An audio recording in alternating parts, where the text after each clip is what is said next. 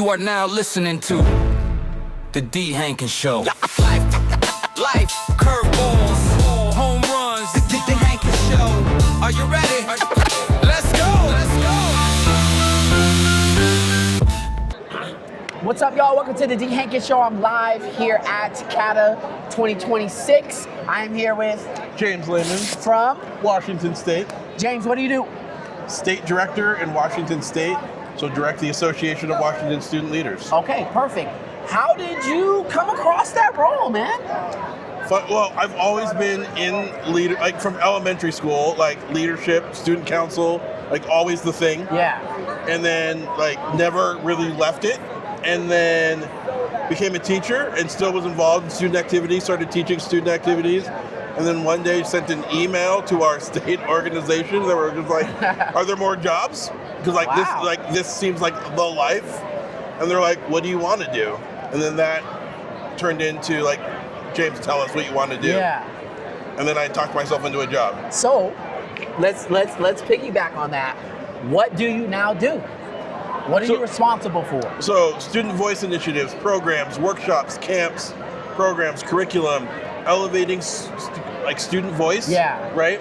I don't really like to say like training student leaders, but it's like leadership development, yes, but how do we make a day at school better with students as leaders, right? Like, how do we make schools better with students as leaders? I love that. Yeah.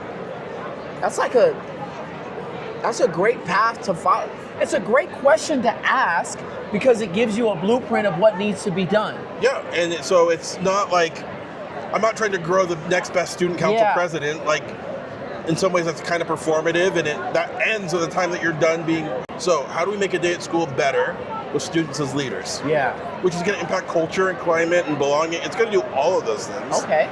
But what has been the biggest curveball that you've had to face in this new role of yours? Or no, I don't want to say new role, but in this role of yours. Adults who don't believe that students are capable of changing the world. Adults that don't believe that students are capable. That has to be frustrating. Well, yeah, and one of my favorite phrases is that students are the experts of being students. None of us, like, we're not experts at being students right now. Yeah. Like, we can use like our advanced degrees and our like jobs, but I don't know what it's like to be a 16-year-old sophomore right now. Do you? No. Right? Seventh grader right now, right? No. So, like, students are the experts of being students, and the students are the experts of their own experience. Yeah. And when we lock into that, it creates gateways to like, listen to what they have to say. Yeah. They're the experts. Yeah. Like, our seniors are in their 13th professional year as students. Damn, that's a great perspective, man. I never really thought about it that way. Right. Our sixth graders are in their 7th professional year. Right? And most people in their careers would listen to somebody with 7 years of experience. Yeah. Well, those are our sixth graders. Wow, man, you're blowing my mind right now, dude. You're right. If I went to a job with 13 years of experience, I'm at the top of the... Right. People would listen to you. Wow. People would say that you have credentials. People would be like, oh, they know what they're talking about. Yeah. Well, guess what? Those are all of our seniors. Regardless if they're in student council or ASB, like, regardless. Man, you got me thinking. And so, as an adult, you know, one of these adults that don't see that, you're essentially shooting yourself in the foot because they know what is going to change campus culture. Right. Well, they're dialed in. Yeah, it's with, for, or to. Are we doing with students? Are we doing for students? Or are we doing to students? Hopefully it's more with. Yeah. Wow, man, you threw me off, bro. You really got me thinking. That's an incredible perspective. So how do you, in your profession, when these curveballs come, right?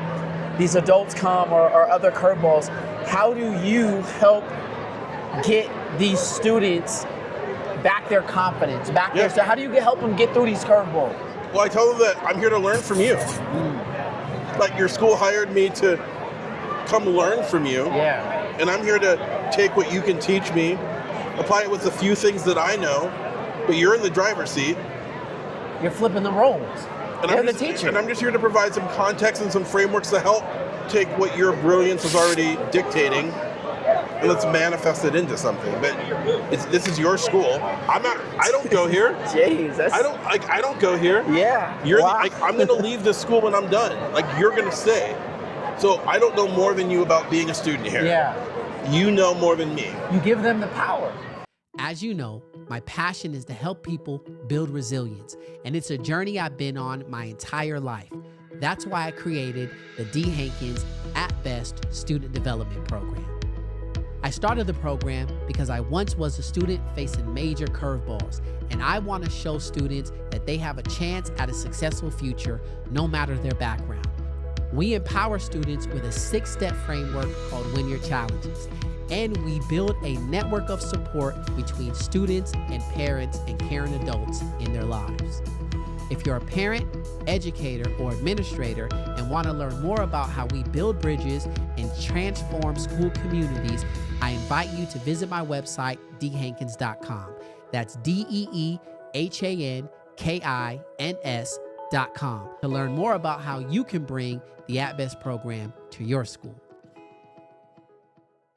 The Gates Foundation outside Seattle, there's these 4 words: arrive curious, leave inspired. And I think if adults meet with kids and we arrive curious, like, what can you teach me? Yeah. What's the new cool thing? So let me ask you something personal.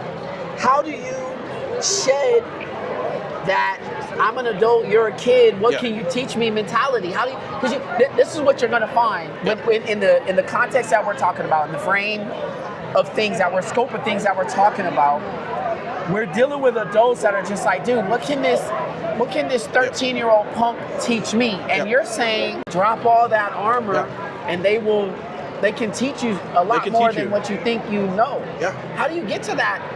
How do you get there, man? That's crazy. I think sometimes it's literally putting students in front of them. Yeah.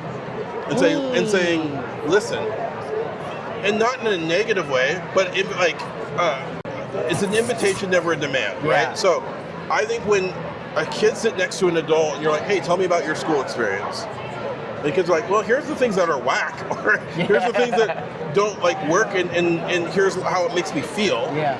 That's very different from the generalization of kids just don't care. Yeah. No, they do care. They do care. They just don't necessarily articulate it in the way that we want them to, or they don't know how, because unless we show them how their voice can be used, they don't know how powerful their voices are. And maybe you can't change everything. Yeah. Maybe there's a rule that can't change, but maybe there are certain things that we can be like, you know what, I hear that. Like, I hear that frustration. Yeah. But also, I think the big thing, it's not always negative. I like to ask kids, what's going well? Because so many adults, we don't ever hear the things that kids actually love at school. So how can we continue to advocate for the things that you love if we don't know that you love it? Yeah. I remember when McDonald's took toys away and Happy, I was furious. Yeah. Because you look forward to that. I look forward to that, right? And so there are things that inherently and then kids they brought love. it back. Right. Wow. The snack wrap is back for a reason right now. That's, man, wow, what an incredible conversation, man. I appreciate that. You have this youthful exuberance to you. And this, I can see the kid in you, man. Yeah. I can see the youth in you, man. And that's kind of brightened me up during this conversation. If you don't have fun with kids, even tackling challenging stuff, if you can't find the fun of, I get to sit around a bunch of geniuses right now, because that's what I tell them. I'm like, yo, I got a front row seat to geniuses. How can that not be the best day ever? Yeah. Even when it's difficult, right? But you're like, dang, you all taught me stuff. Yeah. Like, you all taught me a new frame. Like, so most of the things that I say now as an adult I've stolen from kids. Wow, that's awesome, man. That's awesome. James, incredible conversation, bro. Yeah. Wow, thank you so much. Thank you, man. James, thank you so much. And thank all y'all for watching. I hope you learned something. If you're an educator and you were listening to this and your mind was just as blown as mine was, make sure you like, make sure you subscribe.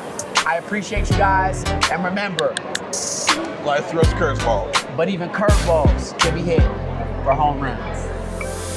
Oh, life, those curveballs, but even curveballs can be hit for